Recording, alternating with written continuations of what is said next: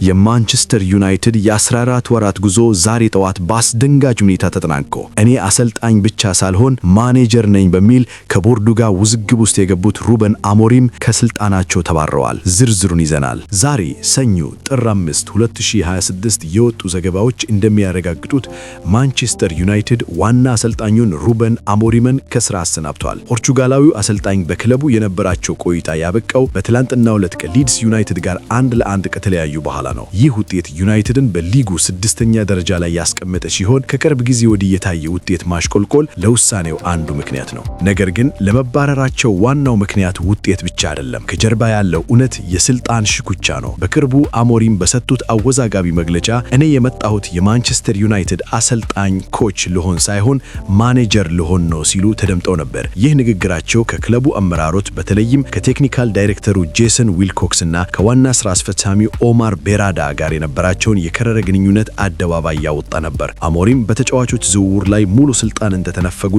የዝውውር ጥያቄዎቻቸው ተቀባይነት እንዳላገኙ በምሬት ሲገልጹ ነበር። አሞሪም ባለፉት ሳምንታት በዝውውር ፖሊሲው ላይ ግልጽ ተቃውሞ ያሰሙ ሲሆን ቦርዱ እርሳቸው የሚፈልጉትን የ3-4-3 ታክቲክ የሚስማሙ ተጫዋቾችን ለማምጣት ፈቃደኛ አልነበረም።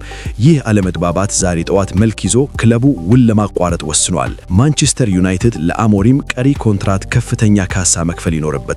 ይህ ክለቡን ለተጨማሪ የፋይናንስ ኪሳራ ይዳረጋል ተብሎ ስጋት ፈጥሯል። ታዲያ አሁን ማን ይረከባል? ለጊዜው የዩናይትድ ከ18 ዓመት በታች አንደር 18 አሰልጣኝ የሆኑት ዳረን ፍሌቸር ቡድኑን በጊዜያዊነት እንደሚረከቡ ተረጋግጧል። ክለቡ በቀጣይ ቋሚ አሰልጣኝ እስኪቀጥር ድረስ ፍሌቸር ቡድኑን ይመራሉ ተብሎ ይጠበቃል። ኦልድ ትራፎርድ አሁን እርግጠኝነት በጎደለ ሁኔታ ውስጥ ትገኛለች። አሞሪም ከኤሪክ ቴን ሃግ ቀጥሎ በብሩህ ተስፋ መጥተው ነገር ግን በቦርዱና በሜዳ ላይ ውጤት መሃል ተቀርቅሮ የወጡ ሌላኛው አሰልጣኝ ሆነዋል። ይህ የዛሬው ትኩስ ዜና ነበር። የዩናይትድ ደጋፊዎች በዚህ ውሳኔ ተስማማላችሁ? ችግሩ ያለው አሰልጣኙ ጋር ነው ወይስ የክለቡ አመራሮች ጋር? ሐሳባችሁን ኮሜንት ላይ አስቀምጡልን። ስፖርታዊ መረጃዎች በፍጥነት እንዲደርሷችሁ ሰብስክራይብ ማድረጋችሁን አትርሱ። በሚቀጥለው ዜና እንገናኝ።